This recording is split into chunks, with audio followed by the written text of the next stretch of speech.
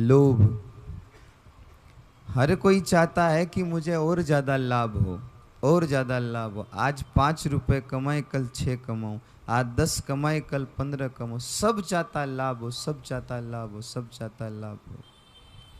मैं तो कई बार मैं सोच सोच के हंसता भी हूँ। फ्रूट वाला आदमी ठेला लगाता, वो भी सोचता हे भगवान आज बढ़िया कमाई देना, आज ज़्यादा लाभ हो। बर्तन की दुकान वाला सुबह बर्तन की दुकान खोलते ही फिर अपने भगवान को याद करता, अगरबत्ती करता, हे भगवान आज कृपा करना, आज कुछ ज़्यादा लाभ हो, आज ज़्यादा ग्राहक भेजना, आज ज़्यादा लाभ हो। सोने चांदी की दुकान वाला वो सोने चांदी की दुकान खोलते ही अपने इष्ट को याद करता, हे प्रभु आज ज़्यादा ग्राहक भेजना, आज ज़्यादा लाभ हो।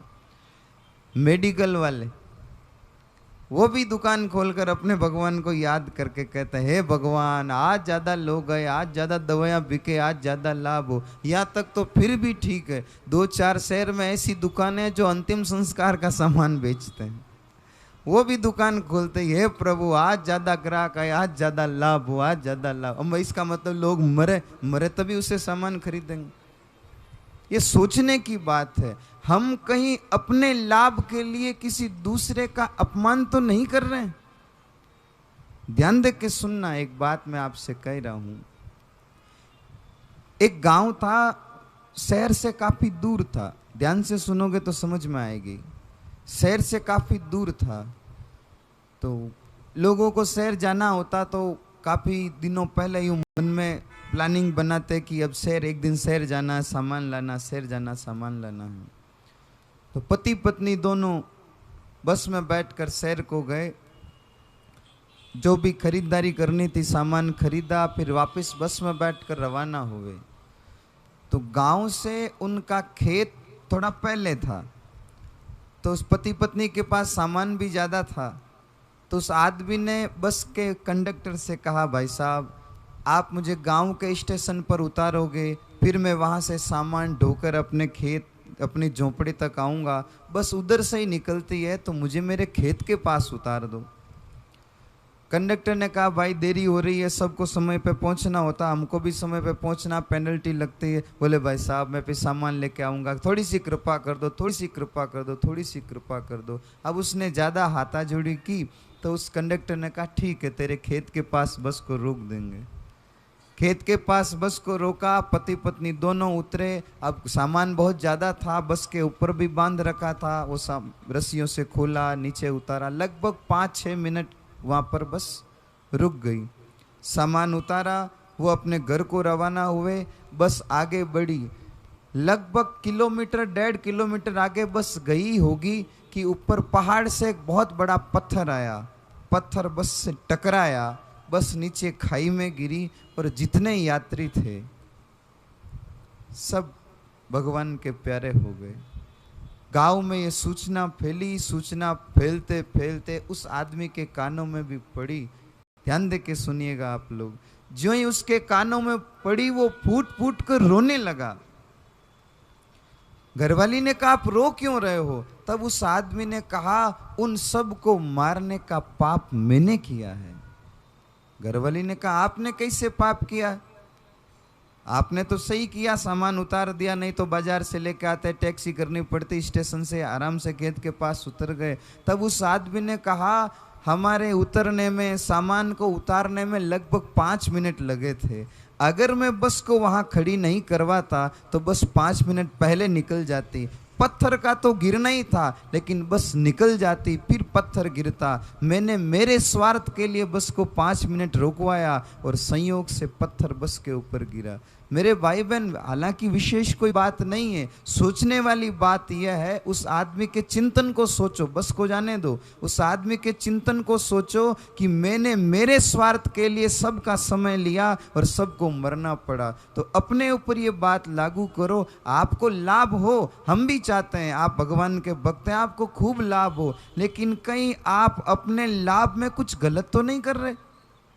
मुझे लाभ हो, आपको लाभ हो, तो किसी का अपमान तो नहीं हो रहा, किसी के दुख तो नहीं हो रहा, और किसी को मिल रहा कि नहीं मिल रहा, ये सब सोचे बगैर आप केवल अपने लाभ में लगे हैं तो कभी लाभ होने वाला नहीं है। कभी थोड़ा बहुत दिख भी जाएगा, वो कहीं ना कहीं नुकसान देने वाला ही होगा। दूसरों को दुखी करके, दूसरों के हक का छीन कर अगर अपना घर भरना चाहोगे तो कभी सुखी हो ही नहीं पाओगे। तो फिर करे क्या? तो एक बात ध्यान दे के सुनना, अगर लाभ चाहते हो तो एक बढ़िया सा तरीका, मेरे पास छोटे छोटे तरीके ही हैं, बड़ी बड़ी बातें तो आती नहीं मेरे को, छोटे छोटे तरीके हैं मेरे पास। अगर लाभ चाहते हो तो बढ़िया सा तरीका, लाभ का उल्टा करो। लाभ का उल्टा क्या होता है? बोलिए। अगर लाभ चाहते हो तो जिंदगी भर भला ही भला करो, आपके जीवन भर लाभ ही लाभ होता रहेगा। भला ही नहीं करोगे तो फिर लाभ कैसे होगा? लेकिन फिर याद दिला रहा हूं, अपने लाभ के प्रति इतने भी आकृष्ट मत हो जाना कि बस मेरा घर भर जाए, मैं सुखी हो जाऊं, मैं सुखी हो जाऊं, मैं सुखी हो जाऊं। मैं कई बार एक बात क्या करता हूं, मुझे याद आ जाती है। मैं जब 11वीं 12वीं क्लास में पढ़ता था तो साइकिल से शाम को ट्यूशन करने जाता, साइकिल से शाम को रामद्वारे जा रहा था, तो बीच रास्ते में बस्ती पड़ती है, वहाँ पर वो केरोसिन, शक्कर, गेहूँ इत्यादि मिलते थे। तो वहाँ एक बार भीड़ लगी हुई थी, तो सब लोग जोरदार गालियाँ निकाल रहे थे। मैं भी रुक गया, उसमें एक दो पहचान के भी थे। मैंने कहा क्या हुआ क्या हुआ? और सबका स्वभाव भी होता है, जब भीड़ और गाली गलौच हो रहा हो तो सब सोचते कहीं हुई हो, देखा तो सही। तो मैं भी रुक गया, तो मैंने पूछा क्या हुआ? अरे बोले वो केरोसिन नहीं दे रहा, शक्कर नहीं दे रहा, इसकी ड्यूटी लगी, अंदर मोबाइल से खेल रहा, काम नहीं कर रहा, ये नहीं कर रहा। एक आदमी तो बहुत ज़्यादा गालियाँ निकाल रहा था। तो उस वो जो अंदर केरोसिन की देने की ड्यूटी लगी थी, उस भाई ने क्या किया, सबसे पहले उसी को अंदर बुलाया जो ज़्यादा गालियाँ निकाल रहा था। और गालियों में भी ज़्यादा क्या बोल रहा था, इतने लोग परेशान हो रहे, इतने लोग परेशान, बार बार एक ही बात, इतने लोग परेशान हो रहे। अब उस केरोसिन देने वाले ने उनको केरोसिन दिया, शक्कर दिया, वो भाई साहब अपनी साइकिल पर डालकर रवाना हो गए। मैंने कहा वाह, जब तक नहीं मिला था तब तक इतने लोगों की चिंता थी, इतने लोग परेशान हो रहे, इतने लोग परेशान हो रहे हैं। अब जब खुद को मिल गया तो लोग जाने ना आदमी जाने, खुद तो गंभीर होगा। अब इतने लोग परेशान हुए तो हुए। आदमी अपने लिए, बस अपने लिए, मेरे लिए, मैं, मेरा काम हो जाना चाहिए, मैं जैसा चाहूँ वैसा हो जाना चाहिए, मेरे फायदा ही फायदा हो जाना चाहिए। भाई साहब ऐसे फायदा होगा भी नहीं, फिर कह रहा हूँ, और हो भी जाएगा तो कहीं ना कहीं नुकसान देने वाला ही होगा। एक बाजार में सेठ जी की दुकान थी, बहुत बड़े सेठ जी थे, खूब पैसा था, खूब उनके नौकर चाकर थे, घर में 5-7 गाड़ियां थी। शायद सेठ जी घर के अंदर के अलावा कभी पैदल चले ही नहीं हों। एक बार दुकान पर बैठे थे तो किसी ने आकर सूचना दी, सेठ जी आपकी हवेली में आग लग गई है। जो ये बात सुनी, सेठ जी हके बके नौकरों को आवाज दी, तो पता चला आज तो नौकर अपने अपने गांव गए हुए हैं।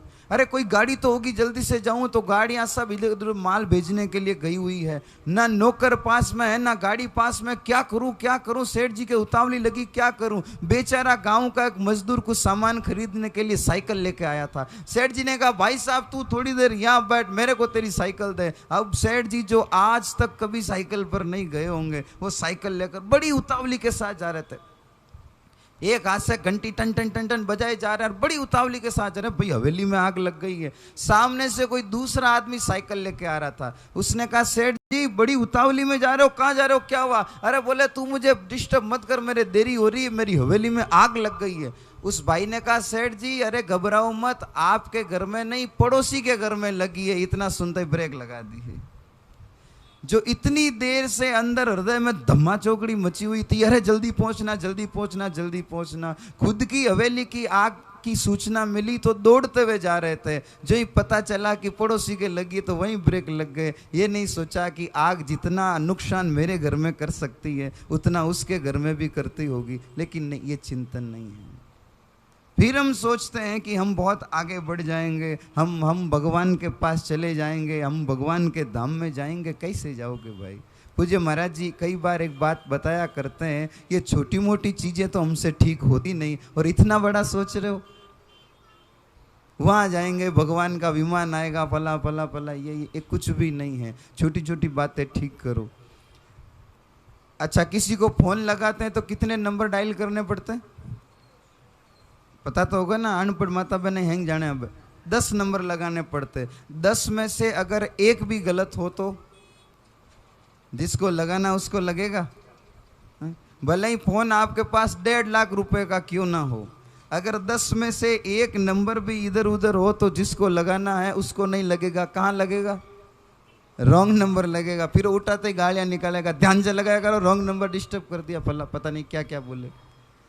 अगर एक नंबर भी इधर उधर हो तो जहां लगाना वहां नहीं लगेगा। तो व्यावहारिक जीवन में ये जो छोटे मोटे नंबर है इनको ठीक कर लो। एक नंबर भी इधर उधर हुआ तो जहां लगना वहां नहीं लगेगा, फिर कहीं ना कहीं रॉन्ग नंबर ही लगेगा। अगर उससे बात करनी है तो इन नंबरों को ठीक से डायल करो। उससे बात करनी, उससे मिलना, उससे चर्चा करनी है, उसका दर्शन करना है तो इन छोटे मोटे नंबरों को ठीक कर लो। नहीं तो